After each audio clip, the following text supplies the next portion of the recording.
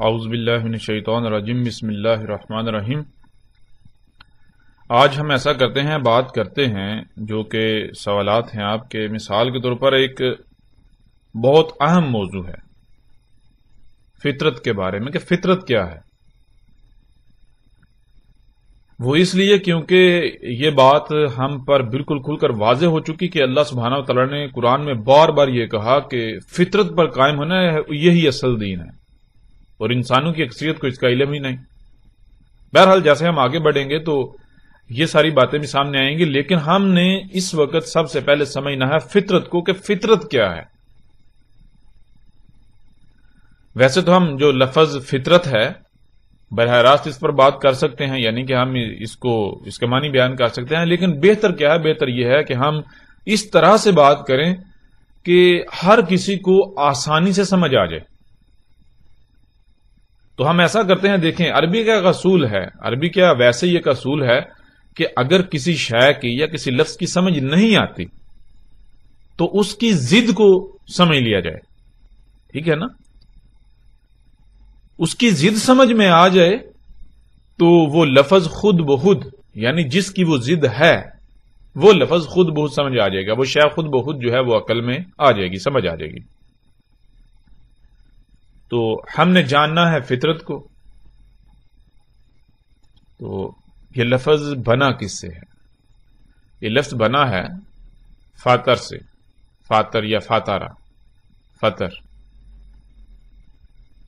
یعنی فے توئیں رے، فاتارا، فاتارا، فاتر یا فطر۔ تو ہم ایسا کرتے ہیں کہ اس لفظ پر براہ راست بات کرنے کے بجائے ہم اس کی جو ضد ہے اسے جان لیتے ہیں۔ ہمیں اس کی ضد کیا ہے، اس کی ضد کیا ہے۔ تو آپ اگر قرآن میں بھی تلاش کریں تو آپ کو بالکل واضح مل جائے گا، یعنی اس کی ضد واضح مل جائے گی۔ ضد اس کی کیا ہے؟ لفظ فاتر کی ضد ہے یا فطر کی ضد ہے فرت، یعنی فطر کیا ہے؟ فے توئیں رے، اور اس کی جو ضد ہے وہ ہے فے رے توئیں، یعنی کہ سیم حروف ہیں، ایک ہی جیسے حروف ہیں، 3 حروف ہیں، فے توئیں رے، ٹھیک ہے؟ تو فے توئیں رے فطر، اور یہی حروف تھوڑا سا فرق آتا ہے، یعنی کہ فے کے بعد توئیں کے بجائے رے پہلے آ جاتا ہے اور تے آگے چلا جاتا ہے آخر میں، فطر کی بجائے فرت۔ تو فطر کی ضد کیا ہے؟ فطر یا فاتر کی ضد ہے فرت، اور اس کے معنی کیا ہے؟ فرت کسے کہتے ہیں؟ فرت کہتے ہیں مثال کے طور پر جب بھی آپ کوئی کام کرتے ہیں، کچھ بھی کرتے ہیں، آپ کچھ بولتے ہیں، کوئی کام کرتے ہیں، کچھ خلق کرتے ہیں، بناتے ہیں، تو اس میں کسی قسم کی کوئی خامی رہ جانا، خرابی رہ جانا، کوئی کجی رہ جانا، کوئی نقص رہ جانا، کوئی لاپرواہی ہو جانا، کوتاہی ہو جانا، کوئی بھول چوک ہو جانا، جس سے پھر کیا ہوتا ہے؟ جس سے پھر یہ ہوتا ہے، یعنی کہ اگر کوئی بھول چوک ہو جائے، کوئی خرابی رہ جائے، کوئی نقص رہ جائے، تو پھر کیا ہوتا ہے؟ وہ خرابی، وہ نقص بڑھتا بڑھتا بڑھتا ایک وقت آتا ہے، وہ یعنی خرابی بڑھ جاتی ہے، اور یوں تباہیوں کی صورت میں، نقصانات کی صورت میں اس کا اظہار ہوتا ہے۔ تو یہ ہے فرت۔ فرت کیا کہتے ہیں؟ فرت کہتے ہیں کہ جب بھی آپ کچھ کرتے ہیں، کسی سے کلام کرتے ہیں یعنی گفتگو کرتے ہیں، کوئی بات کرتے ہیں، تو آپ کی بات میں نقائص ہیں، خامیاں ہیں، خرابیاں ہیں، کجیاں ہیں، کوتاہیاں ہیں، آپ کو ذمہ داری کا احساس نہیں ہے۔ آپ کچھ خلق کرتے ہیں تو اس میں بھی آپ چاہیں یا نہ چاہیں جو بھی ہے اس میں خامیاں، خرابیاں، نقائص، کجیاں، اس میں کوتاہیاں، یہ ہے فرت۔ تو اب جب آپ نے اس لفظ کو سمجھ لیا تو آپ کو آٹومیٹکلی، یعنی کہ خود بخود یہ سمجھ آ جائے گی کہ یہ کس کی ضد ہے۔ یعنی کہ ایک طرف یہ ہے کہ یعنی مثال کے طور پر کوئی کام کرتے ہیں، بات کرتے ہیں، تو اس میں آپ سے خرابی ہوتی ہے، نقص پیدا ہوتا ہے، یعنی نقص والا کام ہوتا ہے، پرفیکٹ نہیں ہوتا، تو اس کی یعنی کہ یہ کس کی ضد ہے؟ پرفیکٹ نہ ہونا، مکمل نہ ہونا، یہ ضد ہے مکمل کی، یہ ضد ہے پرفیکٹ کی، یعنی کہ یہ ضد ہے فرت جو ہے، یہ ضد ہے فطر کی، اور فطر پھر کسے کہتے ہیں؟ فطر کسے کہتے ہیں؟ فطر کہتے ہیں کہ جو کچھ بھی کرنا، کچھ بولنا، کسی سے کوئی گفتگو کرنا، کوئی بات کرنا، کوئی ذمہ داری اٹھانا، کچھ خلق کرنا، بنانا، کچھ بھی کرنا، کوئی بھی کام کرنا، تو وہ ایسا کرنا کہ اس میں رائی برابر بھی کوئی کمی، کجی، کوتاہی، کوئی لاپرواہی، کوئی نقص، کوئی بھول چوک نہ ہونا، یعنی کہ بالکل پرفیکٹ، بالکل مکمل، بالکل ہر لحاظ سے۔ اور پھر جب اس کو پرفیکٹ ہر لحاظ سے مکمل خلق کیا تو پھر یہ ہے کہ اس میں کسی بھی قسم کی کوئی تبدیلی نہیں کی جا سکتی، یعنی اگر اس میں کوئی چھیڑ چھاڑ کی جائے گی، اس میں کوئی تبدیلی کی جائے گی، اس میں کوئی پنگا لیا جائے گا، اس میں مداخلت کی جائے گی، تو پھر کیا ہوگا؟ اس میں خرابیاں، اور پھر وہ بالآخر تباہ ہوگی۔ اب آپ نے یعنی کہ آپ غور کریں تو بالکل بہت ہی آسانی سے آپ کو دونوں الفاظ بالکل واضح سمجھ آ جائیں گے، دونوں، فطر کسے کہتے ہیں اور فرد کسے کہتے ہیں۔ یعنی اب مثال کے طور پر دیکھیں، فطر کہتے ہیں جو بھی خلق کیا، جسے بھی وجود دیا، یا جو بھی کام کیا، کوئی گفتگو کی، کوئی بات کی، تو ہر لحاظ سے مکمل، پرفیکٹ۔ اگر کچھ خلق کرتے ہیں، کچھ وجود میں لاتے ہیں، تو اس کی ضروریات کیا ہیں، ان کا معیار کیا ہے، ان کی مقدار کیا ہے، وہ سب بھی مکمل پرفیکٹ خلق کرنا، کہیں پر بھی کوئی بھول چوک، کوئی نقص، کوئی خامی خرابی بالکل نہیں، ہر لحاظ سے مکمل پرفیکٹ۔ بات کرتے ہیں تو مکمل پرفیکٹ، اس میں کوئی کجی، کوئی کوتاہی نہیں۔ یہ ہے فطر اور اس کی ضد فرد۔ اب اگر ہم ایسا کریں کہ ہم اگر ان الفاظ کو قرآن میں تلاش کریں تو دیکھتے ہیں کہ قرآن ان الفاظ کے بارے میں کیا کہتا ہے۔ کیا جو معنی ہم نے بیان کیے، یعنی کہ جو بات ہماری سمجھ میں آئی کہ فطر اسے کہتے ہیں اور فرد اسے کہتے ہیں، کیا قرآن اس کی تصدیق کرتا ہے؟ تو ہم تلاش کرتے ہیں قرآن میں، تو دیکھیں سورہ فاطر کی پہلی آیت لے لیں، اس میں کیا ہے؟ سورہ فاطر کی پہلی آیت، اس میں کیا ہے؟ الحمدللہ فاطر السماوات والارض۔ الحمد ہے ہی حمد، للہ اللہ کے لیے، اللہ کے لیے کیا ہے ہی حمد۔ کیسے ہے اللہ کے لیے حمد؟ آگے اسی سوال کا جواب آ جاتا ہے۔ فاطر السماوات والارض، فاطر رہیں گے آسمان اور زمین نے، یعنی یہ جو زمین ہے، جو کچھ اس کے اندر ہے، اس کی لیئرز ہیں، پھر اس کے گرد گیسوں کی جو تہے ہیں، اس کو کیا کیا؟ اس کو اللہ نے فاطر کیا، یعنی کہ ایسا خلق کیا، بالکل پرفیکٹ خلق کیا، ان میں کسی قسم کی کوئی کجی، کوئی کمی، کوئی کوتاہی نہیں کی، کوئی نقص نہیں چھوڑا، یعنی ہر لحاظ سے مکمل پرفیکٹ خلق کیا۔ اس وجہ سے اللہ کے لیے ہے ہی حمد، یعنی تم غور و فکر کرو گے تو تمہیں پرفیکشن نظر آئے گی۔ کب تک؟ تب تک حمد ہے اللہ کے لیے، تب تک یعنی پرفیکشن نظر آئے گی جب تک کہ یہ فاطر رہیں گے۔ فاطر السماوات والارض، فاطری یعنی کہ دیکھیں، فاطری رے کے نیچے زیر ہے جو کہ آگے ماضی کا صیغہ بناتی ہے، آگے دھکیلتی ہے۔ سماواتی اس کے نیچے بھی زیر ہے، ارض اس کے نیچے بھی زیر ہے، یعنی کہ جب تک آسمان اور زمین یہ فاطر رہیں گے تب تک اللہ کے لیے حمد ہے، تب تک ان میں کوئی نقص، کوئی حامی، کوئی کجی، کوئی کوتاہی نہیں ہے، یعنی جب تک یہ پرفیکٹ ہیں، یہ فاطر ہیں، تب تک اللہ کے لیے حمد ہے۔ اور جب یہ فاطر نہیں رہیں گے، جب یہ انفاطر ہو جائیں گے تو پھر کیا ہوگا؟ تو پھر کمیاں، کجیاں، کوتاہیاں سب کچھ ہو جائے گا۔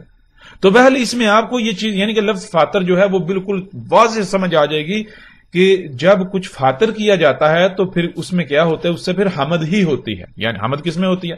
حمد تو اس میں ہوتی ہے جس میں کسی قسم کی کوئی عیب ہو ہی نہ، کوئی نقص ہو ہی نہ، کوئی خامی ہو ہی نہ۔ آپ بات کریں پرفیکٹ، حمد اس میں کجی، کمی تلاش کرنے سے نہ ملے، بالکل مکمل پرفیکٹ ہر لحاظ سے. کچھ غلط کریں تو پرفیکٹ اس میں حمد ہوتی. تو دیکھیں اس آیت میں بھی جو لفظ فاطر ہے وہ بالکل کھل کر واضح ہو جاتا ہے. اب اس کی جو ضد ہم نے کہا تھا اس کی طرف آنے سے پہلے اگر قرآن میں آپ اس طرح اس لفظ کو تلاش کرنا جتنے مقامات پر آتا ہے آپ دیکھیں آپ کو بالکل واضح ہو جائے گا, بالکل واضح ہو جائے گا کہ فاطر کسے کہتے ہیں. تو اب آتے ہیں اس کی ضد کی طرف. اب جب قرآن میں اس لفظ کی ضد کو تلاش کیا جائے تو آپ کو کہاں ملتا ہے؟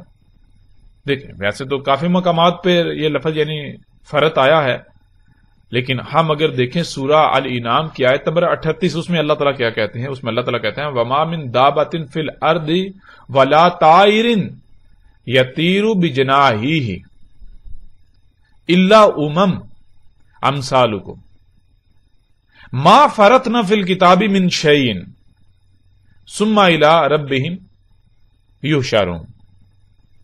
ابھی دیکھیں اس میں اللہ تعالیٰ کیا کہتے ہیں؟ اس میں اللہ تعالیٰ کہتے ہیں وَمَا مِن دَابَةٍ, وا اور ما نہیں, من سے داباتن. دابا, دابا لفظ جو ہے پہلے تو یہ سمجھ لیجیے اس کا واحد کیا ہے؟ اس کا واحد ہے داب,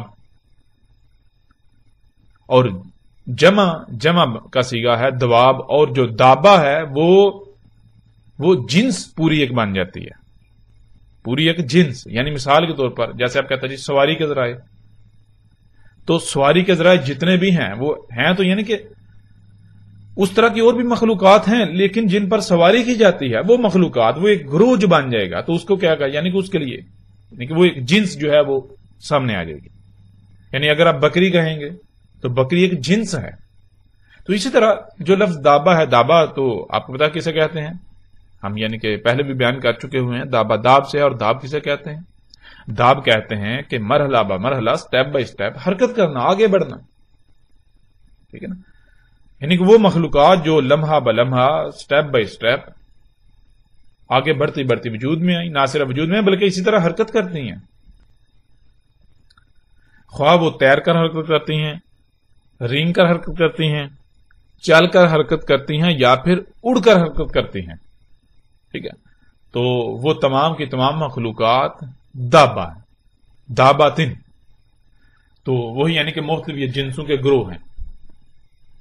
تو وما من دابتن, اور نہیں ہے دابا سے, یعنی کہ جو مختلف جنسیں ایسی حرکت کرنے والی مخلوقات کی ہیں جو تیر کر, رینگ کر, چل کر, اڑ کر حرکت کرتی ہیں, فی الارض ارض میں, زمین میں, ولا اور نہ ہی طائرن,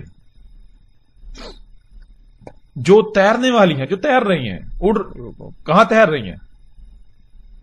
فضا میں تیر رہی ہیں. طائر فضا میں تیرنے والی. یتیرو تیر رہی ہیں, اڑ رہی ہیں فضا میں. بی جناح ہی اپنے پروں کے ساتھ. الا مگر امم امثالکم, وہ امم ہیں تمہاری ہی مثل. امتیں ہیں. امت کسے کہتے ہیں؟ امت سے کہتے ہیں جڑ کو, بنیاد کو.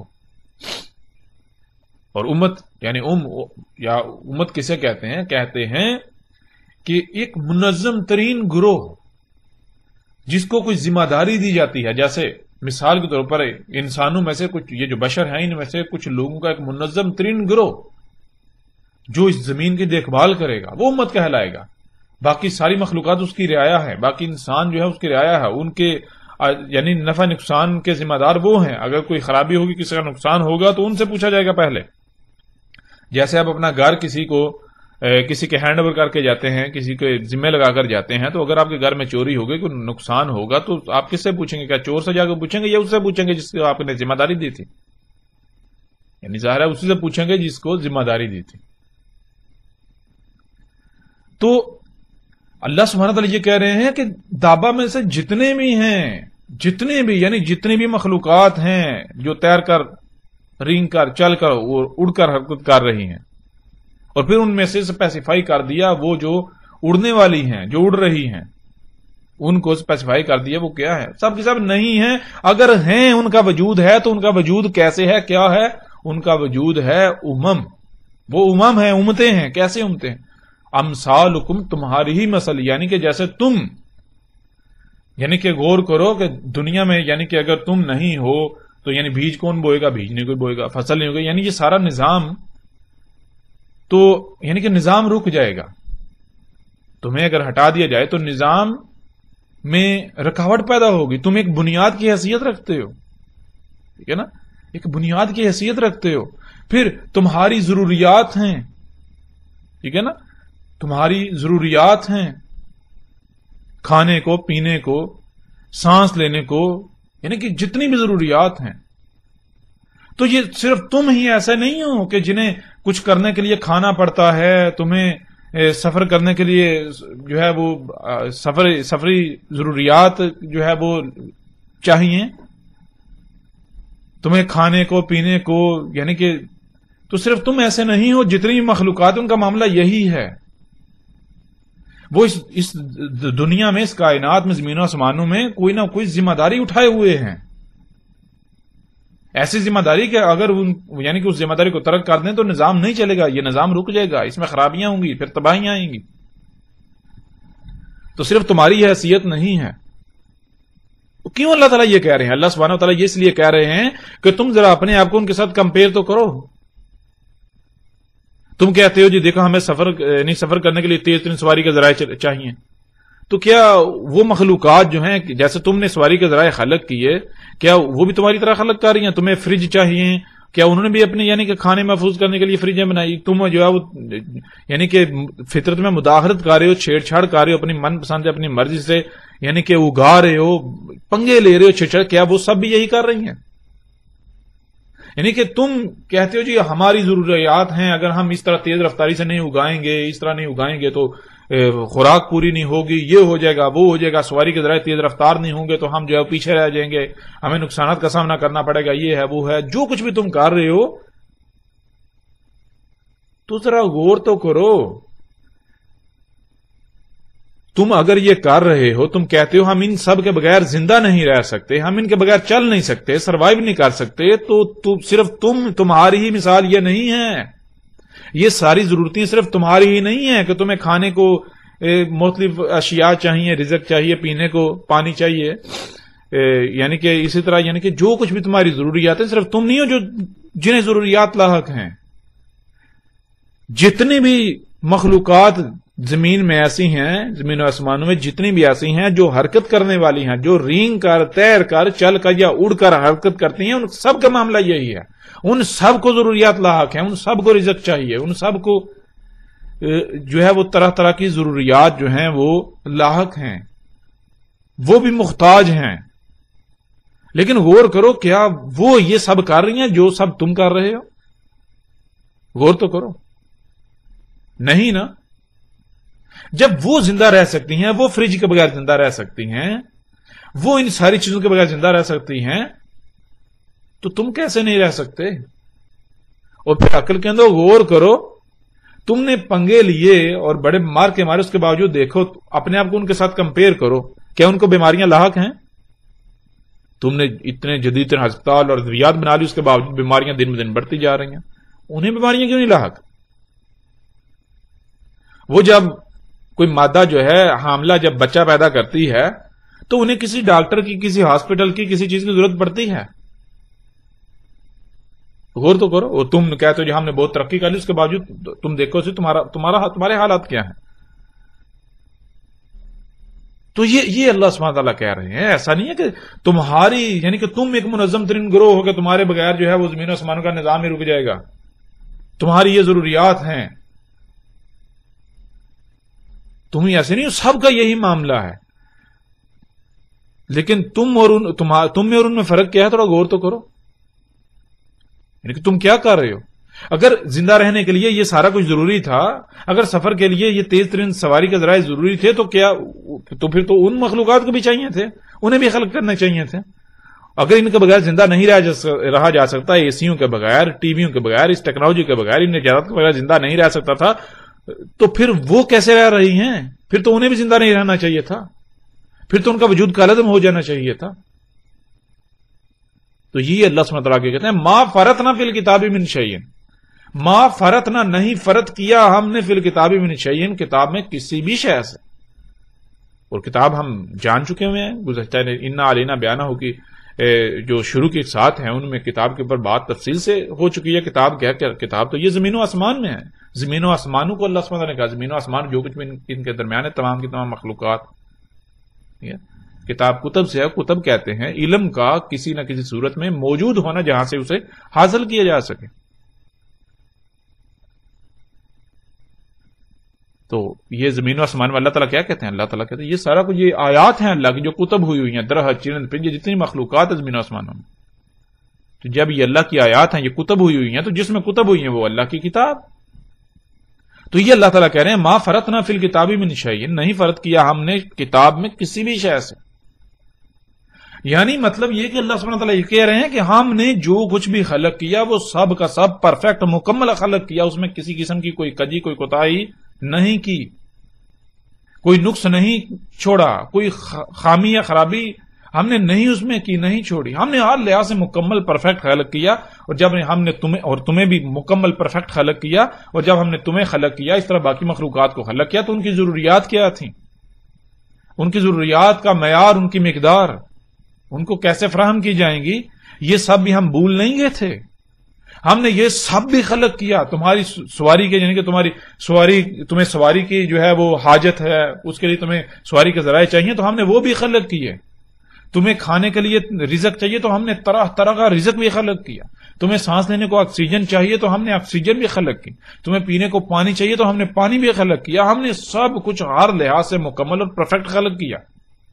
ہم نے کہیں بھی کوئی لاپرواہی نہیں کی, ہم کہیں بھول نہیں گئے تھے. یعنی کہ آج جو یہ تم اپنی ضروریات خود سے خلق کر رہے ہو تو تم تو یہ کہہ رہے ہو کہ ہم نے فرض کر دیے تھے. یعنی تمہارے اعمال یہ ثابت کر رہے ہیں, تمہارے اعمال تم اپنے اعمال سے یہ دعویٰ کر رہے ہو کہ اللہ نے فرض کر دیا. یعنی اللہ تو بھول گیا تھا, اللہ کو تو علم نہیں تھا ہمارے لیے سواری کے ذرائع تو اس طرح تیز رفتار ہونے چاہیے. اللہ کو تو علم ہی نہیں تھا, وہ تو بھول گیا. وہ یہ سواری کے ذرائع خلق کرنا بھول گیا تھا. اس نے تو وہ کجیوں والے کمیوں کوتاہیوں والے وہ خلق کر لیے, اس نے کوتاہی برتی. تو یہ اللہ تعالیٰ ہم نے فرض نہیں کیا کتاب میں. اب آپ غور کریں ذرا کہ قرآن میں لفظ فرض بھی آیا اور لفظ فاطر بھی آیا. فاطر کہاں آیا اور فرض کہاں آیا؟ غور کریں تو بالکل واضح ہے. فاطر جب کچھ فاطر کیا جائے گا تو اس سے حمد ہی حمد ہوگی, اس میں حمد ہی حمد ہوگی.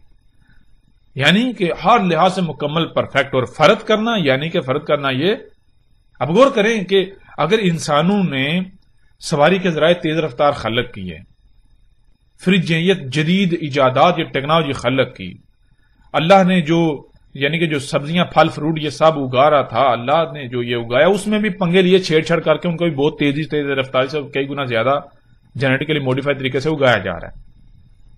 تو یہ کیا کہا جا رہا ہے؟ مثال کے طور پر آپ بہت چھوٹی سی سادہ سی مثال ہے. مثال کے طور پر ایک مستری ہے, وہ ایسا کرتا ہے دیوار بناتا ہے.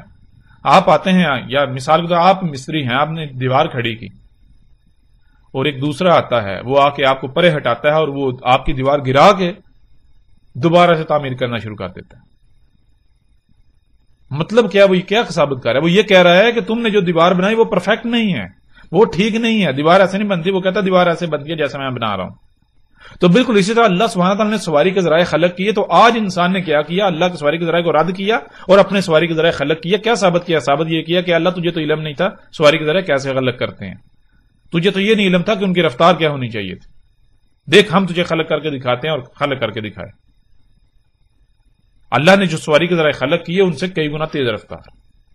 غور کریں تو یہ کیا ہے؟ یہ کیا کہنا؟ یہ تو یہی کہنا تو نے فرض کر دیا.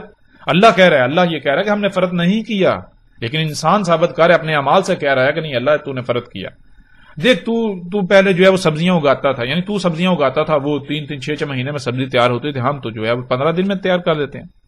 تو سبزیاں اگاتا تھا, ایک خاص موسم میں اگاتا تھا, ایک خاص خطے میں اگاتا تھا. ہم نے ایسے بیج تیار کیے جینیٹیکلی موڈیفائی طریقے سے کہ وہ پوری دنیا میں اگنے کی صلاحیت رکھتے ہیں, ہر موسم میں اگنے کی صلاحیت رکھتے ہیں. پھر وہ 3 مہینے 6 مہینے کے بجائے 15-20 دن میں 1 مہینے میں فصل دینا شروع کر دیتے ہیں. تو نے گندم اگائی, چاول اگائے, تو 1 ایکڑ سے 30-40 من جو ہے وہ گندم یا چاول جو ہے وہ پیدا ہوتے تھے. اور ہم نے تیرے مقابلے پر یعنی کہ یہ فصلیں خلق کی, چاول کی فصل اور یعنی کہ دان کی فصل اور گندم کی فصل, تو 1 ایکڑ سے تجھ سے 3-4 گنا زیادہ اگا رہے ہیں. اس طرح سبزیاں ہیں کم وقت میں، پھل فروٹ سب کچھ کم وقت میں اور بہت زیادہ مقدار میں. اس طرح ہر چیز مصنوعی آپ کے سامنے. یہ کیا کہا جا رہا ہے؟ یہ انسان نے کیا دعویٰ کیا؟ یہ انسان اپنے اعمال سے یہ دعویٰ کر رہا ہے. وہ یہ کہہ رہا ہے کہ اللہ تو نے فرض کر دیا، تجھے نہیں علم تھا ہماری سواری کے ذرائع کیا ہونے چاہیے، کیسے ہونے چاہیے، تجھے نہیں علم تھا، تو بھول گیا تھا، تجھے علم نہیں، تو نے کجی برتی، تو نے کوتاہی برتی. دیکھ یہ ہمارے لیے سواری کے ذرائع ایسے ہونے چاہیے. تو یہ نہیں پتا سبزیاں کیسے حل کرتے ہیں، فصلیں کیسے خلق کرتے ہیں. ٹھیک ہے. اس طرح ہمیں تو جو ہے وہ خوراک کو محفوظ کرنے کے لیے یہ طرح طرح کی ٹیکنالوجی چاہیے تھی، یہ مشینیں چاہیے تھیں. ہمیں تو ان ساری چیزوں کی ضرورت ہے. تو نے یہ کہ ہمیں خلق کر کے دے دیا، یعنی کہ تو نے فرض کر دیا، یہ عملاً کہا جاتا. تو یہ دیکھیں قرآن میں ان دونوں آیات سے بالکل واضح ہو جاتا ہے کہ فرض کسے کہتے ہیں اور فاطر کسے کہتے ہیں. فاطر جس سے ہو ہی حمد یعنی پرفیکٹ، اور فرد جس میں کجی کوتاہی کمی خامی یعنی دوبارہ خلق کرنا پڑے. بھئی یہ ٹھیک نہیں. دوبارہ کب خلق کیا جاتا ہے؟ اس لیے اس وقت خلق کیا جاتا ہے کہ جب پہلے جو خلق کیا وہ پرفیکٹ خلق نہیں ہوا. بھئی کوئی کمی رہ گئی تھی، کجی رہ گئی تھی، خرابی رہ گئی تھی، کچھ بھول گئے تھے، اس لیے ہم ابھی دوبارہ خلق کریں گے، وہ بھول چک ختم ہو جائے گی، وہ اب دوبارہ ٹھیک جو ہے خلق ہو جائے گی. حالانکہ انسان اتنا عقل کا اندر ہے، غور نہیں کرتا کہ اللہ سبحانہ و تعالیٰ نے جو خلق کیا اس میں رائے برابر بھی تبدیلی نہیں کی. اللہ سبحانہ نے جب گھوڑے گدھے خچر سواری کے ذرائع کے لیے خلق کیے، اونٹ خلق کیے، تو وہ آج تک وہی ہیں، اللہ نے تبدیل نہیں کیے. اب انسان کا معاملہ کیا ہے؟ اس نے غور کرے، اس نے سب سے پہلے جو گاڑی خلق کی اس کو رد کیا، نئی خلق کی، اس کو رد کیا پھر نئی خلق کی، اس کو رد کیا پھر نئی خلق کی، اس کو رد کیا پھر نئی خلق کی، اور یہ خود ثابت کر رہا ہے کہ میں نے فرض کیا. نئی بنا رہا ہے، پھر اگلی نئی بنا کے یہ ثابت کر رہا ہے پیچھے میں نے فرض کر دیا تھا. پرفیکٹ خلق نہیں ہوئی تھی، رفتار کم تھی، یہ نقائص تھے، اس میں یہ نہیں تھا، بیچ میں ایسے ہی نہیں تھا، فلاں چیز نہیں تھی. اب یعنی دین بدین خود یہ اس کے اپنے اعمال یہ دعویٰ کر رہے ہیں کہ انسان فرض کر رہا ہے. جو فرض کر رہا ہے اس کو تو حق یہ نہیں ہے کہ وہ پنگے لے، وہ چھیڑ چھڑ کرے، وہ نظام کیسے چلا سکتا ہے؟ وہ تو کائنات کا بیڑا غرق کرے گا، وہ زمین آسمانوں میں سب کچھ درہم برہم کر کے رکھ دے گا. اور کیا آج یہ سب کچھ نہیں ہو چکا آپ کی آنکھوں کے سامنے ہے؟ بہرحال غور کریں اس بات پر کہ جتنی مخلوقات ہیں، مثال کے طور پر آپ دیکھتے ہیں پرندے ہیں، تو غور کریں کیا پرندوں نے کوئی ملکیت بنائی؟ یہ درخت میرا ہے، وہ یعنی کہ یہ علاقہ میرا ہے، تم یہاں نہیں آ سکتے، یہ نہیں کر سکتے، وہ نہیں کر سکتے. پھر دیکھو یہاں سے تم نہیں کھا سکتے، یہ میرا رزق ہے.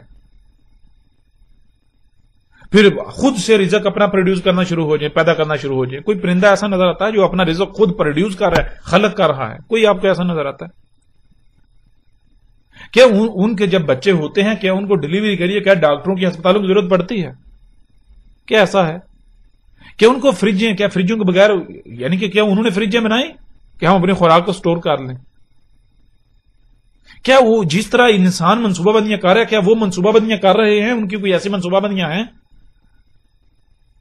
غور کریں پرندوں کو، یہ نہیں یعنی کہ پرندے صبح نکلتے ہیں، شام کو کھا کر واپس آتے ہیں، تو ان کو یعنی کہ وہ اپنے ساتھ کچھ نہیں لے کر آتے کہ چلو جی رات کو بھی کھائیں گے. نہیں،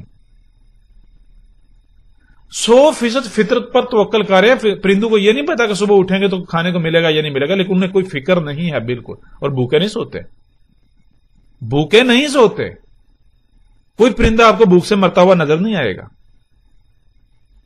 کہاں؟ جہاں یعنی کہ فطرت کے قریب ترین ایریا ہے، جنگلوں وغیرہ میں، ایسے علاقوں میں جہاں انسان نہیں ہے، انسان کی مداخلت نہیں ہے یا کم سے کم ہے. تو آپ دیکھیں، آپ کو ان میں بیماریاں نظر نہیں آئیں گی، خرابیاں نقائص نظر نہیں آئیں گی. کہاں نظر نہیں آئیں گے؟ وہی جو فطرت کی جگہ ہیں، وہاں جو جانور چرند پرند وہ مخلوقات موجود ہیں، وہاں جو دابا موجود ہیں.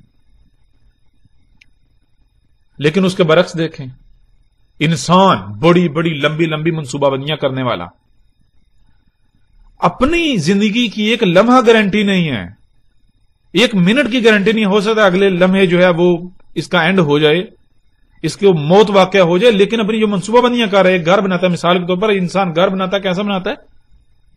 اپنی زندگی کا پتہ ہی نہیں، کوئی گارنٹی نہیں ہے، لیکن گھر ایسا بناتا ہے کہ یہی چاہتا ہے کہ کبھی نہ گرے، اس گھر کو کوئی فرق ہی نہ پڑے.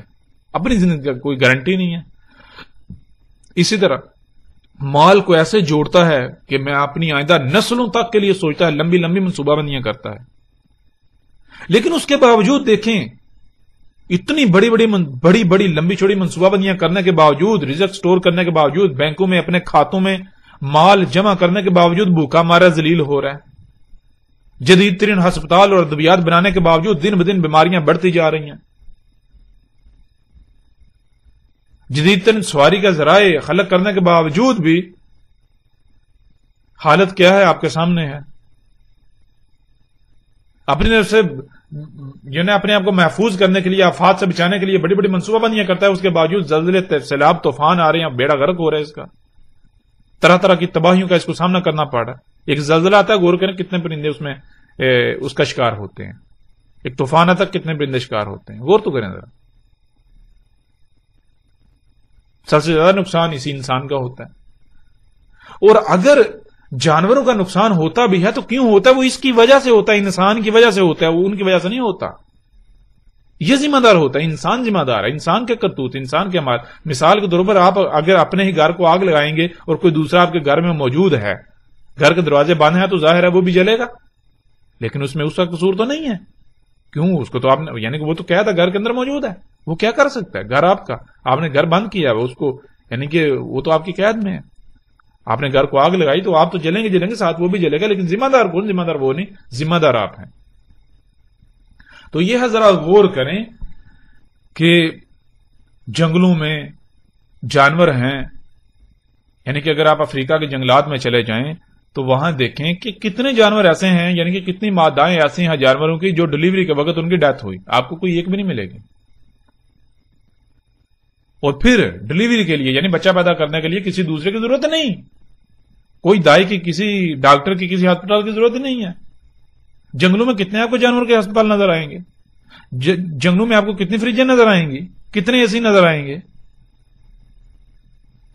سواری کے لیے، ان کو سفر کرنے کے لیے آپ کو، یعنی کہ ان کے پاس کیسی آپ کو کوئی ایسے سواری کے ذرائع جو آپ نے خلق کیے نظر آئیں گے آپ کو؟ نہیں. اس کے باوجود آپ غور کریں کہ کچھ چڑیاں ایسی ہیں جو پوری دنیا کا ایک سال میں چکر کاٹتی ہیں. کیسے کاٹتی ہیں؟ وہ ایک خاص قسم کا پھل کھاتی ہیں، ایک خاص قسم کا پھل جو پوری دنیا میں اگتا ہے، لیکن ایک خاص موسم میں. تو مثال کے طور پر آپ جس خطے میں، اس خطے میں جب وہ موسم آتا ہے، وہ پھل پیدا ہوتا ہے، وہ چڑیاں آتی ہیں، اس دوران کھاتی ہیں، آگے جاتی ہیں. اس طرح یعنی کہ جیسے وہ سورج آگے بڑھتا ہے یا زمین یعنی چکر کاٹتی ہے، تو پوری دنیا میں یعنی کہ جہاں آج گرمی ہے، بعد میں سردی آئے گی، اس طرح یہ موسم چینج ہوتا ہے، سرکل. جیسے آپ آگ لے کر یا گرمی لے کر چل رہے ہیں، تو جہاں جہاں گرمی ہوتی جاتی ہے وہاں وہ پھل جو ہے پروڈیوس ہوتا ہے، تو پیچھے پیچھے وہ چڑیاں جو ہیں، وہ چڑیوں کا گروہ وہ آتے جاتے ہیں، وہ کھاتے جاتے ہیں، آگے بڑھتے جاتے ہیں، کھاتے جاتے ہیں، آگے بڑھتے جاتے ہیں، اس طرح پورے سال میں. تو اسی طرح وہ پوری دنیا کا نہ صرف چکر کاٹتی ہیں بلکہ وہ رزق بھی ان کا اسی طرح. اس طرح آپ کو پرندوں کی کئی مثالیں ملیں گی، کئی مثالیں ملیں گی. بھوکی نہیں رہتی، کوئی پرندہ بھوکا نہیں مار رہا جو فطرت پر انحصار کر رہا ہے. اگر بھوکے مارے ہیں تو یہ انسان کی وجہ سے، جو انسان نے بیڑا غرق کر دیا، ان کی دنیا بھی تباہ کر دی. تو یہ بہرحال لفظ فاتر اور فرت، ان دونوں الفاظ کی بہت کھل کر جو ہے واضح جو ہے وضاحت ہو گئی. اب ہم بڑھتے ہیں آگے. فطرت کسے کہتے ہیں؟ فطرت دو الفاظ کا مجموعہ بنتا ہے، ایک فاتر، فاتر کو آپ نے سمجھ لیا، اور آگے ہے تے. تے تو تے یعنی کیوں استعمال ہوتا ہے؟ تے عربی میں اس شے کے اظہار کے لیے استعمال ہوتا ہے یا استعمال کیا جاتا ہے جس کا ذکر کرنا مقصود ہو، یعنی جس کے بارے میں بات کی جا رہی ہوتی ہے، جس کے بارے میں بات کرنا مقصود ہو. یعنی کہ تے ان تمام کے تمام اشیاء کا، ان تمام کے تمام اعمال کا اظہار کرتا ہے، ان تمام مخلوقات کا اظہار کرتا ہے جو کچھ بھی زمین و آسمانوں میں موجود ہے. زمین و آسمان اور جو کچھ بھی ان میں موجود ہے، وجود رکھتا ہے، جو وجود میں آیا، جو خلق کیا گیا، ان سب کی طرف اشارہ ہے کہ یعنی کہ اللہ سبحانہ و تعالیٰ نے یہ جو کچھ بھی زمین و آسمان میں ایگزسٹ کرتا ہے، ان سب کو کیا کیا تھا؟ فاتر کیا تھا. ان کو ہر لحاظ سے مکمل پرفیکٹ خلق کیا تھا، کہیں کوئی خامی، کوئی کجی، کوئی کوتاہی نہیں چھوڑی تھی. اللہ کہیں بھول نہیں گیا تھا. ایسا نہیں ہوا تھا کہ اللہ بھول گیا کہ آپ کو یعنی کہ انسانوں کی سواری کی جو ضرورت ہے اب اس کے لیے یعنی کہ تیز رفتار سواری کی ذرائع ہونے چاہیے، اور اللہ بھول گیا تھا، وہ سست رفتار خلق کر بیٹھا، اور بعد میں کہا جی میں تو بھول گیا تھا، اب تم خود ہی خلق کر لو. تو ایسا نہیں، اللہ سبحانہ و تعالی نے سب کچھ پرفیکٹ ہر لحاظ سے مکمل خلق کیا، مکمل. یہ ہے فطرت. اب آگے بڑھتے ہیں. سورہ روم کی آیت نمبر 30 میں اللہ سبحانہ و تعالی کیا کہتے ہیں؟ سورہ روم کی آیت نمبر 30 میں اللہ سبحانہ و تعالی کہتے ہیں فاقم وجہک للدین حنیفا. فاقم، فا پس. عربی کا اصول ہے جب بھی حرف فا استعمال ہوگا تو فا کہتے ہیں پس، یعنی کہ کوئی گنجائش یا آپشن ختم کر دیے جاتے ہیں. جو کہا جا رہا ہے وہ کرنا ہی کرنا ہے، خواہ کچھ بھی ہو جائے، دنیا ادھر کی ادھر ہو جائے، کچھ بھی ہو جائے، جو کہا جا رہا ہے فا کے ساتھ وہ کرنا ہی کرنا ہے. بالکل بہت سختی کے ساتھ حکم دیا جاتا ہے. فا تو کیا حکم دیا جا رہا ہے فا کے ساتھ؟ فاقم، پس قائم ہو جا. یعنی کہ خواہ کچھ بھی ہو جائے، دنیا ادھر کی ادھر ہو جائے، کچھ بھی ہو جا تو قائم کر، قائم ہو جا. کیا قائم کرنا ہے؟ کہاں قائم ہونا ہے؟ کیا کرنا ہے؟ آگے کیا ہے؟ وجہ کا، تیرا جو رخ ہے، للدین، دین کے لیے،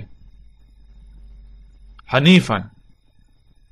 حنیفن، حنیف کسے کہتے ہیں؟ حنیف کہتے ہیں ہر طرف سے کٹ جانا، بالکل یکرو ہو جانا. مثال کے طور پر ادھر ادھر آگے پیچھے کچھ بھی ہو رہا ہے، آپ کا جو ٹارگٹ ہے، آپ ہر لحاظ سے اپنے ٹارگٹ پر فوکس کریں. ادھر کوئی چیختا ہے، چلاتا ہے، کچھ بھی کرتا ہے آپ کے آس پاس ادھر ادھر، آپ بالکل اپنی ایک رائی برابر بھی توجہ جو ہے وہ ادھر ادھر نہ کریں.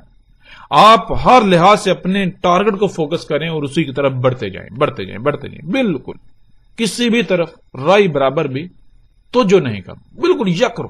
اس کو کہتے ہیں حنیف. اللہ تعالیٰ کیا کہہ رہے ہیں؟ فاقم وجہک للدین حنیفا. خواہ کچھ بھی ہو جائے، دنیا ادھر کی ادھر ہو جائے، کچھ بھی ہو جائے، پس تو نے کیا کرنا ہے؟ تو نے اپنے رخ کو، اپنی توجہ کو ہر طرف سے کاٹ کر، ہر طرف سے تجھے جو کچھ عطا کیا گیا، یعنی جو صلاحیتیں عطا کی گئی، جو مال عطا کیا گیا، اس سب کا استعمال کیسے کرنا؟ ہر طرف سے کاٹ کر تو نے کیا؟ دین کے لیے قائم ہونا ہے. بالکل یکرو، دین کو اپنا ٹارگٹ بنا رہے ہیں نا، اس پر قائم ہو جانا، اس کے لیے قائم ہو جانا، ڈٹ جانا ہے ہر طرف سے کٹ کر. یعنی کہ ایسے جیسے کہ دنیا میں وہ کچھ ایگزسٹ کرتا ہی نہیں ہے، دنیا میں کچھ موجود ہے ہی نہیں. اگر کچھ موجود ہے تو وہ صرف اور صرف دین ہے، اس کے علاوہ کچھ نہیں. اب سوال یہ پیدا ہوتا ہے کہ دین ہے کیا؟ اور یہ قرآن کا اسلوب ہے. قرآن میں اللہ سبحانہ وتعالی نے آیات ایسے رکھی ہیں کہ کچھ حصے میں یعنی کہ جو بات کی جاتی ہے، سوال اٹھتا ہے، پھر آگے اس کا جواب دیا جاتا ہے، پھر سوال اٹھتا ہے، پھر آگے اس کا جواب. یعنی ایسی ترتیب ہے. تو کیا ہے یہاں اب سوال یہ پیدا ہوتا ہے کہ بھائی دین کیا ہے؟ پتہ تو چلنا چاہیے نا دین کیا ہے. ہر طرف سے کٹ کر جو ہے اس کے لیے قائم ہونا ہے، ڈٹ جانا ہے اس پر، اس کے لیے.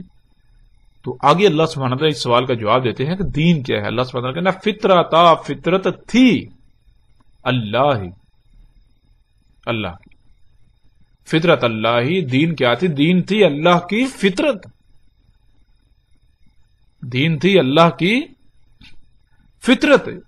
اب اللہ تعالیٰ نے یہ نہیں کہا دین اللہ کی فطرت ہے، یعنی یہ نہیں کہا کہ دین فطرت ہے، یہ کہا کہ دین فطرت تھی.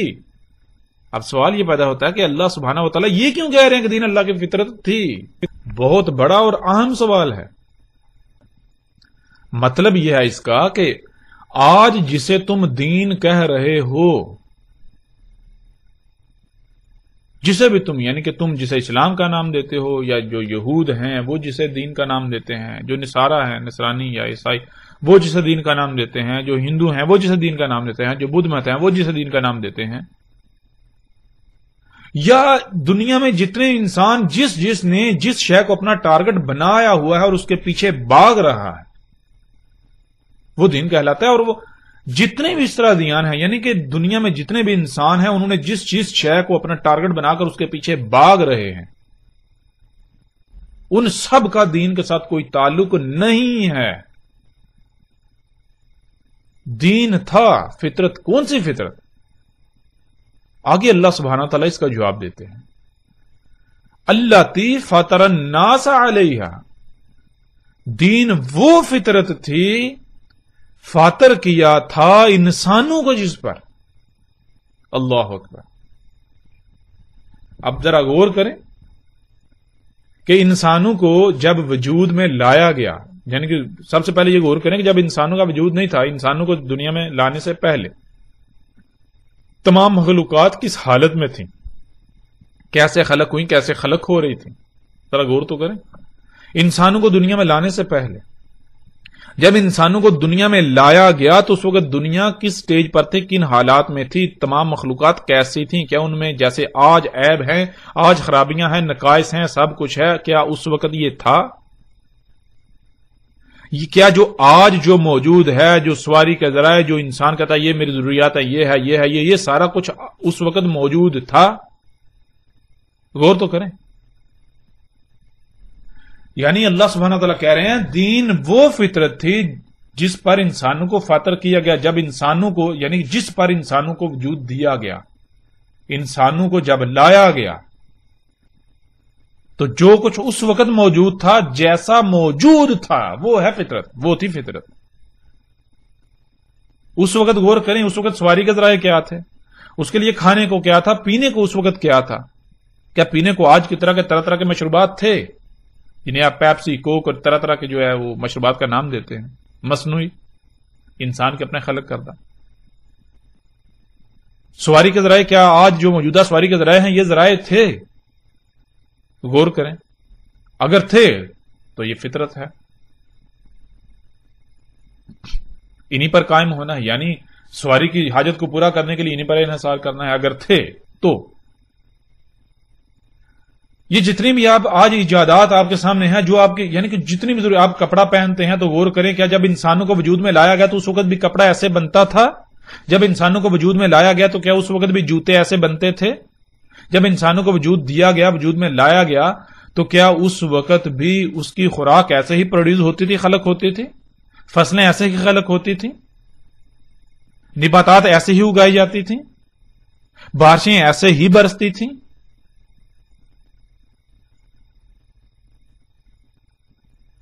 آکسیجن ایسی ہی تھی سانس لینے کے لیے؟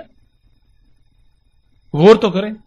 تو یہ اللہ سبحانہ وتعالیٰ کہہ رہے ہیں انسانوں کو جس پر فاطر کیا گیا، یعنی کہ انسانوں کو جب وجود لایا گیا تو اس وقت کیا موجود تھا؟ جو اس وقت موجود تھا، جیسا موجود تھا وہ فطرت ہے، وہ تھی فطرت۔ تو ناظرین آج غور کریں، کیا آج کچھ ویسا ہے؟ غور تو کریں۔ پھر مثال کے طور پر انسان ویسے جب دنیا میں آتا ہے، جب اس کو وجود عطا کیا تو کیسے وجود میں آتا ہے؟ تھوڑا غور تو کریں۔ ایک مرد اور عورت کے ملاپ سے، لیکن اس سے کیا وہیں سے سٹارٹ ہوتا ہے؟ نہیں، عورت کے جسم میں ایک انڈا اور مرد کے جسم سے نطفہ آتا ہے، تو وہ کہاں سے آیا؟ عورت کے جسم میں انڈا جو اس نے خوراک کھائی، مرد کے جسم سے نطفہ جو اس نے کھایا اس سے خلق ہوا۔ کیا کھایا؟ پھل، فروٹ، سبزیاں، پانی، اس طرح سانس لیا، آکسیجن وغیرہ جیسا۔ تو یہ سب کچھ کہاں سے آیا؟ غور کرتے جائیں، کرتے جائیں، کرتے جائیں۔ تو کیسے وجود دیا گیا آپ کو؟ کیا اس یعنی کہ کیا وہ نطفہ جیسے آج وجود میں آتا ہے پہلے ایسے وجود میں آتا تھا جب انسانوں کو؟ یعنی غور کریں ذرا، یہ چیزیں بہت غور کرنے والی ہیں۔ یعنی کہ جب آپ غور کریں گے تو آپ کو یہ سمجھ آئے گی کہ یہ جو زمین و آسمان، یہ جو کائنات ہے، اس نے ایک انسان کو وجود میں لانے کے لیے کیا کیا؟ نہ صرف پیچھے بہت سارے مراحل ہیں جو مختلف مخلوقات کے ذریعے طے ہوتے ہیں، بلکہ ایک سٹیج ایسی آتی ہے کہ فطرت نے، یعنی کہ اسی کا فطرت تو نہیں کہا، اس کائنات نے کیا کیا؟ ایک مرد اور ایک عورت کا انتخاب کیا، تو ان کے ملاپ سے ایک بچے کو وجود دیا، اور پھر بچے کو ان کا محتاج بنا دیا اس وقت تک جب تک کہ بچہ خود محتاج نہیں ہو جاتا۔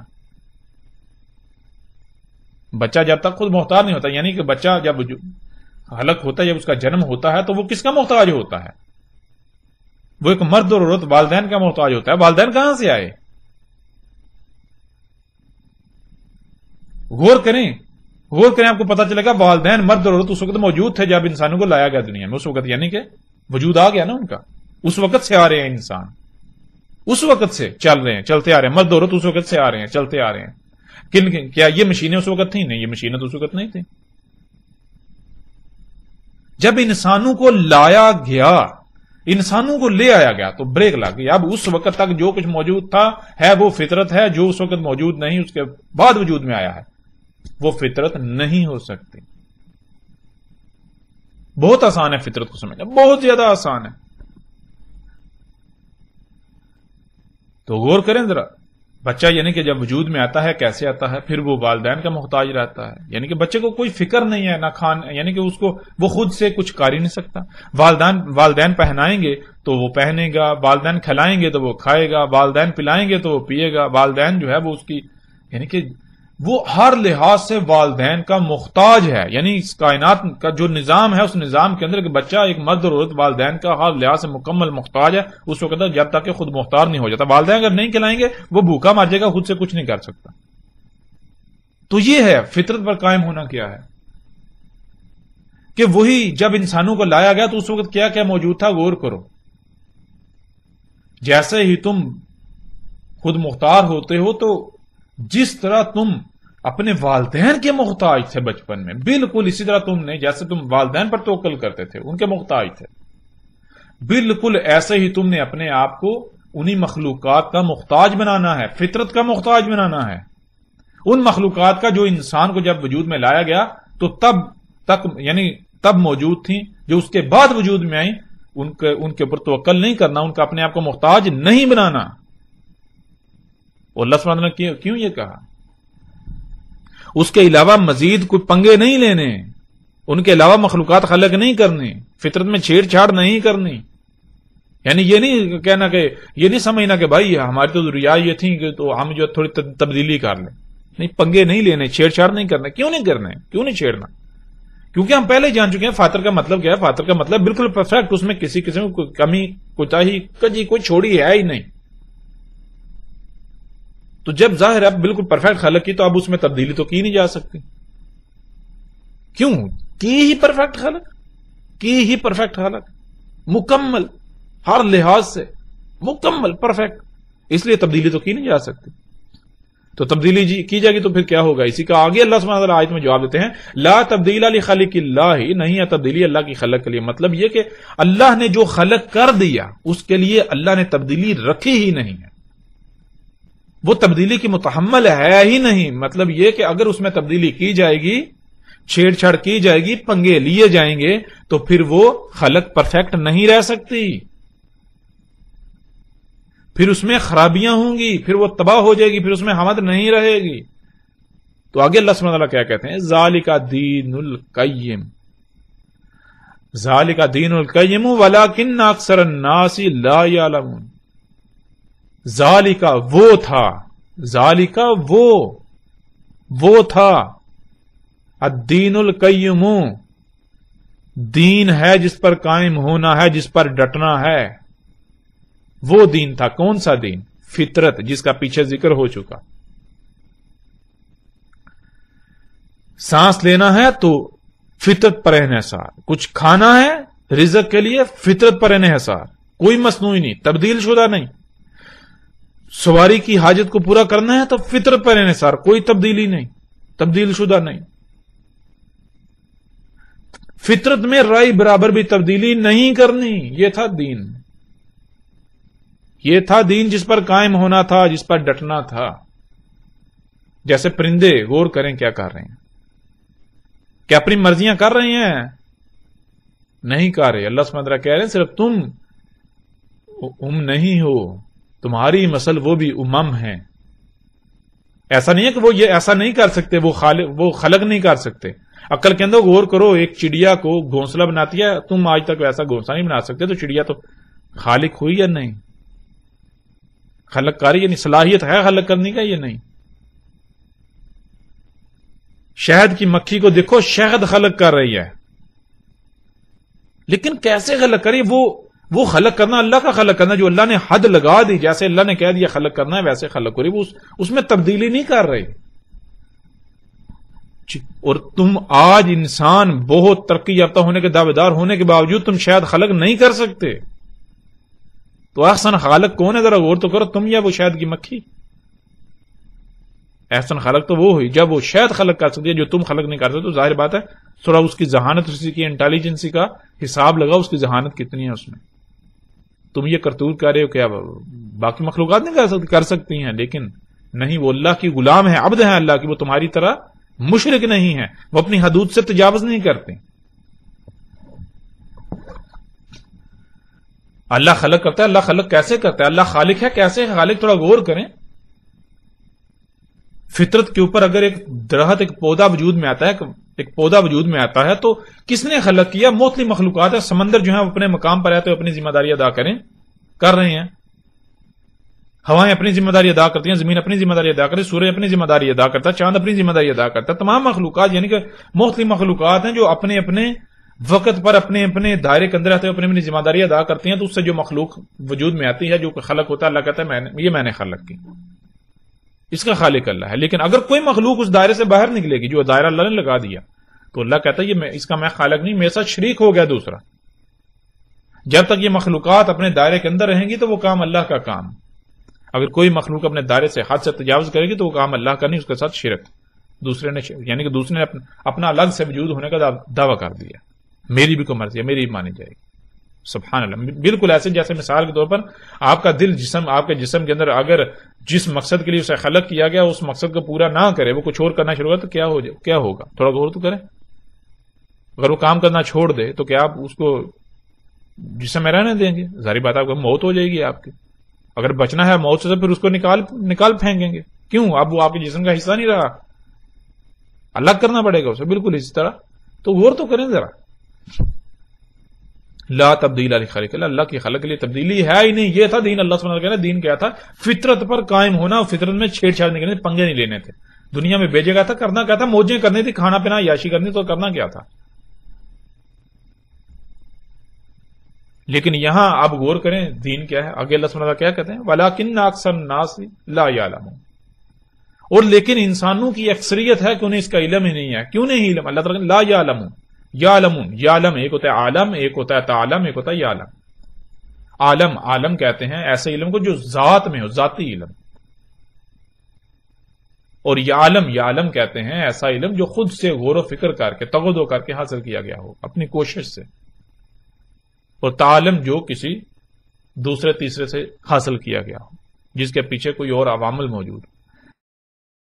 اور یہ کہ اللہ سبحانہ وتعالی کہتے ہیں وَلَٰكِنَّ أَكْثَرَ النَّاسِ لَا يَعْلَمُونَ. اور لیکن انسانوں کی اکثریت ایسی ہے کہ انہیں علم ہی نہیں. کیوں؟ اس لیے کہ وہ غور و فکر ہی نہیں کرتے. اللہ اکبر. تو بہرحال یہ تھی فطرت، اور فطرت پر قائم ہونا ہی دین.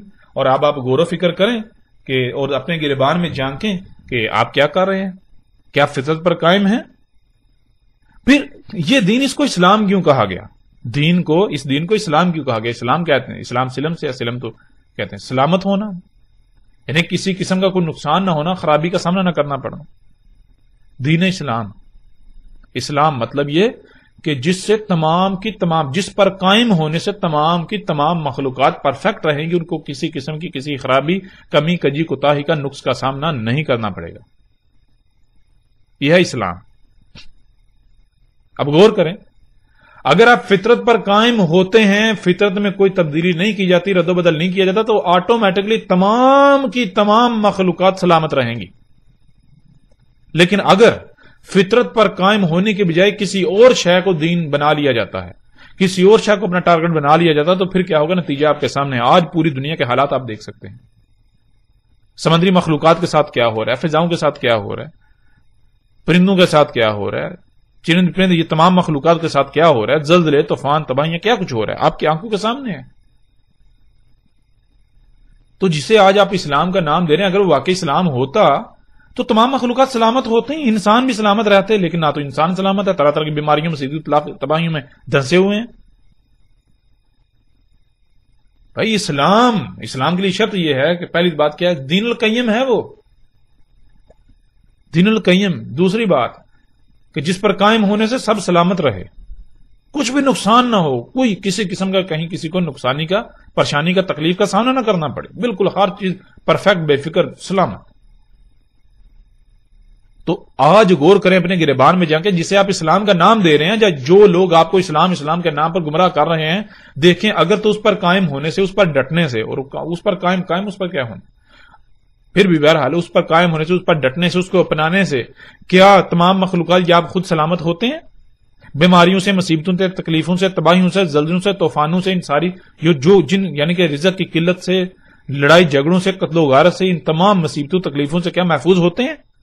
اگر تو محفوظ ہوتے ہیں، محفوظ ہیں تو الحمدللہ، اور اگر آپ محفوظ نہیں ہیں تو پھر وہ اسلام کیسے ہو سکتا ہے؟ وہ اسلام نہیں ہو سکتا، کبھی بھی نہیں ہو سکتا۔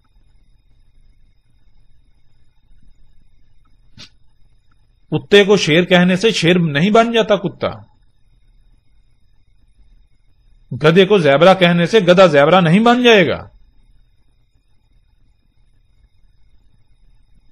تو ذرا غور کریں، اگر آج آپ غور نہیں کرتے تو یہ جان لیں نقصان ہم اپنا کریں گے، کسی دوسرے کا نقصان نہیں کریں گے، نقصان ہم اپنا کریں گے، آپ اپنی ذات کا نقصان کریں گے، کسی دوسرے کا نقصان نہیں ہے۔ آج اگر آپ آنکھیں بند کر کے ان فرقوں کے پیچھے چلنا چاہتے ہیں، ان مولوی کے پیچھے چلنے چاہتے ہیں، ان لوگوں کے پیچھے چلنا چاہتے ہیں تو چلتے رہیں، کسی کو فرق نہیں پڑے گا، نقصان آپ نے اپنا کرنا ہے۔ ابھی تو آپ کو احساس نہیں ہوگا، لیکن ان قریب وہ وقت آئے گا جب آپ کے پاس سوائے پچھتاوے کے کچھ نہیں رہے گا، کچھ بھی نہیں رہے گا۔ اگر آپ بھی اندھوں کی طرح آنکھیں بند کر کے اسی طرح اکثریت کے پیچھے بھاگنا چاہتے تو بھاگتے رہیں۔ اللہ سبحانہ وتعالیٰ نے قرآن میں بالکل کلیئرلی یہ فیصلہ سنا دیا کہ اکثریت کا معاملہ کیا ہے۔ اکثریت کو تو علم ہی نہیں دین ہے کیا، اکثریت کو علم ہی نہیں کہ دین ہے کیا۔ اب فیصلہ آپ کے اپنے ہاتھ میں ہے۔ اب غور کریں، جسے آپ دین اسلام کا نام دے رہے ہیں، اسلام کسی دائرے کا نام نہیں ہے، اسلام کسی دائرے کا نام نہیں ہے۔ دین کیا ہے آپ کو سمجھ آ جائے گی جب آپ غور کریں گے۔ آپ کے اوپر ہر لحاظ سے ہم نے بالکل واضح کر دیا۔ اسلام نہ ہی کسی دائرے کا نام ہے اور نہ ہی کسی دائرے کو اسلام کا نام دے لینے سے وہ اسلام بن جائے گا۔ فطرت پر قائم ہونے کو اسلام کہا گیا تو اسلام کا مطلب یعنی کہ وہ اسلام کسی کا جیسے وہ نام ہوتا ہے وہ نہیں ہے۔ اسلام کا مطلب ہے سلامت رہنا، جس سے سب کچھ سلامت رہے۔ دین القیم جس پر قائم ہونے سے سب کچھ سلامت رہے، تو وہ تو واحد فطرت ہے، فطرت۔ اور آج تو سائنس بھی خود چیخ کر کہہ رہی ہے، اس کے باوجود یعنی کہ خود دیکھنے کے باوجود اندھے ہیں۔ مثال کے طور پر نظریہ ارتقاء کو لے لیں تو اس کے بنیادی 4 اصول ہیں، ان میں سے جو تیسرا اصول ہے وہ یہ ہے، وہ کیا ہے؟ وہ یہ ہے کہ اگر کوئی مخلوق فطرت کے قوانین سے یا فطرت سے مطابقت نہیں رکھتی، فطرت کے خلاف چلتی ہے، تو پھر یہ بات طے شدہ ہے کہ فطرت اس کا وجود ختم کر دیتی ہے، وہ مخلوق کالعدم ہو جاتی ہے۔ فطرت اس کو برداشت نہیں کرتی، فطرت کسی اس مخلوق کو برداشت نہیں کرتی جو اس کے قوانین کی خلاف ورزی کرتی ہے۔ تو انسان غور کرے آج کیا یہ جو کچھ کر رہا ہے، جو مشینیں یہ ساری ایجادات کر رہا ہے، کہ آج یہ فطرت کے قوانین پر عمل کیا جا رہا ہے، فطرت کی اطاعت کی جا رہی ہے، فطرت سے مطابقت ہے، یا پھر فطرت کے ساتھ پنگے، اس کے ساتھ دشمنی، اس کے ساتھ چھیڑ چھاڑ کی جا رہی ہے؟ غور تو کریں۔ اگر تو یہ گاڑیاں، یہ سواری کے ذرائع، یہ مشینیں، یہ ساری ایجادات یہ فطرت ہیں، تو یہ تو جب انسان کو وجود میں لایا گیا اس وقت بھی ہونی چاہیے تھی یہ سب کچھ۔ بھائی جو آج جو کچھ موجود ہے کل پہلے نہیں تھا، ماضی میں نہیں تھا، تو یہ فطرت کیسے ہو گیا؟ یہ کیسے فطرت ہو گیا؟ اور اب آپ غور کریں، آپ جب کھاتے ہیں تو آپ کس پر قائم ہیں؟ کھانے کے لیے کس پر توکل کرتے ہیں؟ پیتے ہیں کس پر توکل کرتے ہیں؟ کیا اختیار کرتے ہیں؟ کس پر انحصار کرتے ہیں؟ سواری کی حاجت پیش آتی ہے تو کس پر انحصار کرتے ہیں؟ کپڑا جو پہننا ہوتا ہے کس پر انحصار کرتے ہیں؟ جوتے پہنے ہوتے ہیں کس پر انحصار کرتے ہیں؟ کوئی بھی کام کرنا ہے کس پر انحصار کرتے ہیں؟ کھیتی باڑی کرتے ہیں کس پر انحصار کرتے ہیں؟ فصلیں اگاتے ہیں، نباتات اگاتے ہیں کس پر انحصار کرتے ہیں؟ گھر بناتے ہیں، تعمیر کرتے ہیں، گھر کس پر انحصار کرتے ہیں؟ تھوڑا غور تو کریں، انہی مشینوں پر، انہی ایجادات پر۔ تو یہ فطرت ہے۔ اگر یہ فطرت ہے تو پھر آپ کو ثابت کرنا پڑے گا کہ یہ اس وقت بھی موجود تھی، یہ چیزیں جب انسانوں کو وجود میں لایا گیا، ثابت کرنا پڑے گا جب انسانوں کو دنیا میں لایا گیا، ان کو وجود میں لایا گیا۔ تو وہ تو بہت دور کی بات ہے، ابھی 500 سال پیچھے چلے جائیں ان ساری چیزوں کا وجود ہی نہیں تھا۔ وہ تو بات کی بات ہے۔ مثال کے طور پر ابھی آپ نے کیا، آپ نے دیکھیں آپ کے سامنے کون سا کمپیوٹر پڑا ہوا ہے، آپ اپنی آنکھیں کھولیں، 50 سال پہلے اس کمپیوٹر کا وجود نہیں تھا، اس کمپیوٹر کا، یا 100 سال پیچھے چلے جائے اس کا تصور بھی نہیں تھا، 200 سال پہلے تصور بھی نہیں تھا۔ تو یہ فطرت کیسے ہو گئی؟ جس گاڑی پر آپ سفر کریں گے کب وجود میں آئی؟ کیا آج سے 200-400 سال 500 سال پہلے اس کا تصور تھا؟ تصور ہی نہیں تھا۔ یہ فطرت کیسے ہو گئی؟ آپ کے ہاتھ میں موبائل فون ہے، یہ ماڈل کب آیا؟ ابھی 2-4-6 مہینے پہلے آیا، تو 2-4-6 مہینے پہلے تو اس کا وجود ہی نہیں تھا، وہ تو دوسرے ماڈل کا وجود تھا۔ اگر فطرت تھی تو فطرت بدل کیسے گئی؟ کیوں اللہ تعالیٰ کیا کہتا ہے لا تبدیل لخلق اللہ، اللہ کی خلق کے لیے تبدیلی تو ہے ہی نہیں، اللہ کی خلق تو تبدیل ہو ہی نہیں سکتی، تبدیل کی نہیں جا سکتی، اور اگر یہ اللہ کی خلق ہے، فطرت ہے، تو یہ بدل کیسے گئی؟ پہلے اور ماڈل تھا، اب دوبارہ نیا ماڈل آ گیا. کیا آپ اونٹوں کا ماڈل دکھا سکتے ہیں؟ بھائی پہلے اونٹ کا ماڈل اور تھا، اب اس میں یعنی کہ وہ بعد میں جو اونٹ آیا اس میں مزید جو ہے وہ اللہ نے تبدیلیاں کی، پھر بعد میں جو اونٹ آیا مزید تبدیلیاں کی. گھوڑے دیکھ لیں، گدے دیکھ لیں، کتنے ماڈلز آپ کو تبدیل ہوتے ملتا ہے. یعنی ہر سال ماڈل تبدیل ہوا ہے، ہر سال ہر 6 مہینے بعد ماڈل تبدیل ہو رہا ہے. فطرت میں تبدیلی ہے ہی نہیں. وہی گدے جو 1000 سال پہلے تھے آج بھی وہی ہیں، کوئی تبدیلی نہیں ہے. لیکن آپ غور کریں، آپ کا جو گاڑی بھی چند سال پہلے تھی آج گاڑی نہیں ہے، آج بالکل اس کے برعکس ہے تبدیلی. عجیب فطرت ہے، ثابت تو کریں یہ فطرت. اب آپ غور کریں، آپ فطرت پر قائم ہیں یا آپ اس دجل پر قائم ہیں؟ آپ فطرت کی ضد پر قائم ہیں؟ غور تو کریں. کھاتے ہیں تو کس پر انحصار، پیتے ہیں تو کس پر انحصار، آپ کا رزق کیا ہے؟ غور تو کریں. تو کس پر قائم ہے؟ فطرت پر قائم ہے. کیا جو فطرت آپ کو کھانے پینے کے لیے فراہم کر رہی ہے آپ اس پر انحصار کر رہے ہیں؟ کیا پھل سبزیاں ایسی کھا رہے ہیں جو بالکل فطرت کے اوپر یعنی بالکل ایسی اگتی ہیں، اگ رہی ہیں، اگائی جا رہی ہیں جیسے آج سے یعنی کہ وہ جب انسانوں کو وجود دیا گیا تب اگتی تھیں، تب وجود میں آتی تھی، ویسے ہی اگ رہی ہیں؟ یا پھر آپ کھادے ڈال رہے ہیں تو فطرت میں تبدیلی کر دی آپ نے. جب فطرت میں تبدیلی کریں گے تو پھر تباہیاں نہیں آئیں، خرابیاں نہ آئیں، بیماریاں لاحق نہ ہوں. یہ کیسے ہو سکتا ہے؟ آج جو آپ نے گھر بنائے آپ غور تو کریں، یہ کیسے گھر ہیں؟ یہ فطرت ہے. اللہ سبحانہ وتعالیٰ قرآن میں کیا کہتے ہیں؟ اللہ سبحانہ وتعالیٰ قرآن میں بالکل واضح کیٹیگوری 2 ٹوک یہ کہتے ہیں کہ اللہ سبحانہ وتعالیٰ نے یہ جو رواسیاں بنائی زمین میں، رواسی چوٹیاں، یعنی جہاں جہاں سے تم دیکھتے ہو زمین اوپر سے اوپر کو اٹھی ہوئی ہے، چوٹیاں تمہیں نظر آتی ہیں، اونچی جگہیں، یہ اللہ تعالیٰ نے کیوں خلق کی، کیوں رکھی؟ اس لیے زمین کا توازن قائم کرنے کے لیے، تاکہ تمہیں لے کے ہل نہ جائے. کیوں؟ اللہ سبحانہ وتعالیٰ نے یہ زمین پر یہ جو سمندر ہے، پانی ہے، یہ زمین پر گڑھے بنائے تھے، گڑھوں میں پانی سٹور کیا تھا، جیسے خام مال سٹور کیا جاتا، رکھا جاتا ہے. اس پانی سے زمین کا نظام چلانا تھا، مخلوقات حیات کا نظام چلانا تھا. اس پانی پر جو ہے وہ اللہ کا عرش قائم ہے، یعنی کہ جو نظام چل رہا ہے اس کی بنیاد پانی ہے. اس پانی پر یہ سارا نظام کھڑا ہے، پانی پر سارا نظام چل رہا ہے. تو پانی رکھنا تھا. تو پانی اگر مثال کے طور اگر آپ بڑا سا برتن لیں، کوئی ٹب لیں، اس کو پانی سے بھریں اور اس ٹب کو اٹھائیں اور جب تھوڑا سا پانی کو ہلائیں، جیسے پانی ہلے گا تو آپ بھی ساتھ جھول جائیں گے اگر آپ کی بنیاد مضبوط نہیں ہوگی. لیکن اگر آپ کی بنیاد مضبوط ہوگی تو وہ ٹب پانی بے شک ہلے، نہ ہی ٹب ہلے گا نہ آپ ہلیں گے. بالکل اس طرح اللہ تعالیٰ نے یہ چوٹیاں اس لیے رکھی تاکہ جب یہ سمندر کا پانی ہلے تو زمین ہلے نہ، زلزلے نہ آئے، سب کچھ درہم برہم نہ ہو. اس لیے اللہ تعالیٰ نے یہ چوٹیاں، یہ زمین پر یہ اونچی جگہ جو آپ کو نظر آتی ہیں، پہاڑ، یہ جو پہاڑ وغیرہ ہیں یہ سارے. تو اب غور کریں ذرا، جب اللہ نے زمین کا توازن قائم کیا ان چوٹیوں کو رکھ کے، تو آپ آج کیا کر رہے ہیں؟ آپ نہ صرف آج پہاڑوں کو پھاڑ رہے ہیں، کاٹ رہے ہیں، ان سے ماربل نکال رہے ہیں، ان کی مائننگ کر رہے ہیں، پہاڑوں کو ہٹا رہے ہیں، ان میں سرنگیں نکال رہے ہیں، بلکہ ان پہاڑوں سے جو آپ سیمنٹ تیار کرتے ہیں، پہاڑوں سے پتھر تراش کر سیمنٹ، ان سے بجری، ان سے لوہا، پھر سریا اس لوہے سے، پھر ان سے یعنی کہ وہ جپسم وغیرہ ہو، اور اسی طرح آپ پھر کیا کرتے ہیں؟ ان سے ماربل. تو اس سے پھر کیا کرتے ہیں؟ اس سے پھر آپ اپنی چوٹیاں آپ نے خلق کر دی. یہ شہروں میں دیکھیں بلند و بانگ عمارتیں، یہ کیا ہے؟ یہ چوٹیاں نہیں ہیں. یہ اتنا وزن لوڈ آپ نے زمین کے اوپر ڈال دیا، جگہ جگہ پر شہروں کے شہر جو آپ نے تعمیر کر دیے. یہ کیا ہے؟ اللہ نے جو زمین پر چوٹیاں رکھی تھی، کیوں رکھی تھی؟ زمین کا توازن قائم کرنے کے لیے. نہ صرف آپ نے اللہ کی چوٹیوں کو کاٹ دیا، ان کو ان کے مقامات سے ہٹا دیا، بلکہ اور مقامات کے اوپر جہاں اللہ نے چوٹیاں نہیں رکھی تھی وہاں آپ نے زمین پر جگہ جگہ وزن ڈال دیے، وزن رکھ دیے. تو کیا ہوگا نتیجہ؟ کہنے کہ زلزلے نہیں آئیں گے. پھر کیا زمین کا توازن برقرار رہے گا؟ کیسے برقرار رہے گا؟ آپ نے تو توازن بگاڑ دیا. آپ ان چوٹیوں کو، ان عمارتوں کو، یہ جو آپ نے بلڈنگیں عمارتیں خلق کی، آپ ان کو ترقی کہتے ہیں. قرآن میں تو اللہ تعالیٰ کہہ رہے ہیں فساد ہے. شعیب علیہ السلام کی دعوت کو دیکھیں، شعیب علیہ السلام کیا کہہ رہے ہیں. نوح علیہ السلام نے جو دعوت دی ان کی دعوت کو دیکھیں، نوح علیہ السلام کیا کہہ رہے ہیں، صالح علیہ السلام کیا کہہ رہے ہیں، ہود علیہ السلام کیا کہہ رہے ہیں. قوم عاد کو غور تو کریں کہ یہ جو تم پہاڑوں کی مائننگ کر رہے ہو، ان پہاڑوں سے پھر تم یہ جو عمارتیں بلند و بانگ چوٹیوں کی مانند عمارتیں خلق کر رہے ہو، یہ فساد ہے. اور وہ قومیں کیا کریں؟ وہ کہہ رہے ہیں نہیں یہ فساد نہیں، ہم تو اصلاح کر رہے ہیں. اور کیا بالکل آج ایسے نہیں ہو رہا؟ آج یہ جو فساد کر رہے ہیں ان کو جب یہ دعوت دی جا رہی ہے فساد ہے فساد ہے فساد ہے، آگے سے کیا یہ کہتے ہیں فساد ہے؟ نہیں، آگے کہتے ہیں اسلام تو بھائی ترقی کی دعوت دیتا ہے. یہ ترقی ہے؟ یہ ترقی ہے؟ کون کہتا ہے یہ ترقی ہے؟ یہ تو فساد ہے.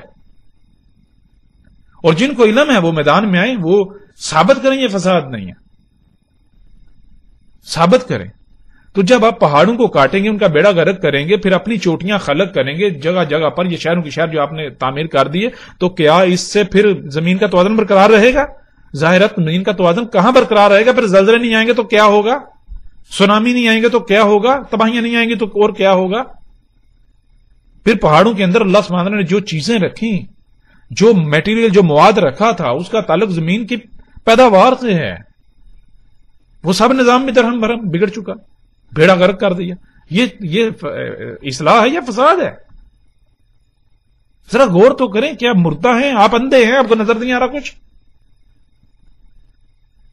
مثال کے طور پر ایک کلہاڑا ہاتھ میں ہو اور آپ کو کہا جائے کہ آپ کے ہاتھ پر کلہاڑا زور سے ماریں گے، کیا ہوگا؟ آپ فوری کہیں جی ہاتھ کاٹ جائے گا. ابھی کلہاڑا مارا تو نہیں، آپ کا ہاتھ کٹا تو نہیں، لیکن اس کے باوجود آپ کہہ رہے ہیں ہاتھ کٹ جائے گا. کیسے آپ نے کہہ دیا؟ بالکل اس طرح آپ اندھے ہیں، یہ سب کچھ آپ کو نظر نہیں آ رہا. آپ ایک گاڑی پر سوار ہوتے ہیں، اس گاڑی سے جو طرح طرح کی زہریلی گیسیں خارج ہو رہی ہیں، کبھی آپ نے سوچا ان گیسوں سے کتنے لوگوں کی موت ہو رہی ہیں، کتنے بیمار ہو رہے ہیں؟ کیا یہ دہشت گردی نہیں ہے؟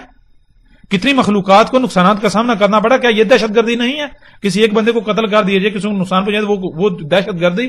لیکن یہ جو مجموعی طور پر تمام کی تمام مخلوقات کا قتل کیا جا رہا ہے، تمام کی تمام مخلوقات کا قتل کیا جا رہا ہے، زمینوں آسمانوں میں فساد کیا جا رہا ہے، کوئی ایک بھی مخلوق جو ہے وہ محفوظ نہیں ہے انسانوں کے شر سے، یہ دہشت گردی نہیں ہے؟ یہ جو انڈسٹریوں کے بڑی بڑی کمپنیوں کا مالکان ہے، یہ جو حکومتیں ہیں، یہ مسیحا بن گئی. عجیب لاجک ہے. جو بڑا جرم کرے گا، جو جتنے بڑے کرائم کرے گا وہ اتنا بڑا مسیحا، جو چھوٹے جرائم کرے گا وہ شیطان کہلائے گا. عجیب انصاف ہے.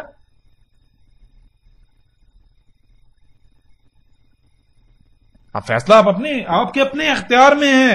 اور یہ جان لیں، یہ آج اگر سب کچھ واضح کیا جا رہا ہے تو ایسے واضح نہیں کیا جا رہا. اللہ سبحانہ و تعالیٰ کے قانون میں کچھ بھی فضول میں نہیں، بے مقصد نہیں ہوتا، بغیر وقت کے نہیں ہوتا. یہ اللہ کا قانون ہے. اللہ نے سب کچھ قدر کے ساتھ خلق کیا. اللہ کے قانون میں سب کچھ اپنے وقت پر ہوتا ہے. اور اگر پہلے یہ ساری چیزیں اس طرح کھل کر سامنے نہیں اور آج آ رہی ہیں تو یہ جان لیجئے یہ فضول میں سامنے نہیں آ رہی. یہ فضول میں سامنے نہیں آ رہی. یہ آپ کو آخری انتباہ ہے. اگر آج آپ اپنی آنکھیں نہیں کھولتے تو یہ جان لیجئے عن قریب آپ اپنی آنکھوں سے دیکھیں گے، وہ دیکھیں گے کہ آپ کی آنکھیں پھٹی کی پھٹی رہ جائیں گی.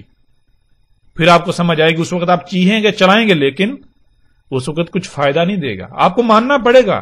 کوئی ایک بھی انسان ایسا نہیں ہے کہ جو ان باتوں کو ماننے بغیر اس کی موت ہو جائے. لیکن فرق صرف یہ ہے کہ اس وقت اکثریت اس وقت ماننے کی جب ماننا کوئی فائدہ نہیں دے گا، بالکل سر جیسے فرعون ماننا تھا.